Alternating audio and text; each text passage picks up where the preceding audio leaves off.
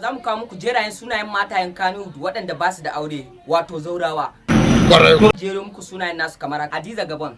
Aikin banza. Momi Gombe, Maryam Yahaya, Ati Washa, Khadija mai numfashi. Amma bari mu ɗauki ɗaya daga cikin su. Hadiza Gabon. Me ya faru?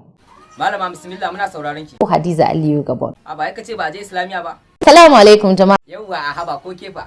Amin alaikumus salam. Wato kai tsaye muna so da farko ki faɗa mana wanda kika fara so a zuciyanki kika ji kina sakalkalar muradin sansa wanda kike jin akan shi zaki iya mutuwa ma. Sani Danja. Ƙarya ne. Malam saurara ba da kai nake ba. Amma kai da naji an ce taimaka ma za ta yi ma saboda baka da gurin da zaka kwana. Ƙarya ne. Hadiza wani hali yake ciki? Inda zai kwana ma ya gagare shi. Yana bin gida-gida yana wahala.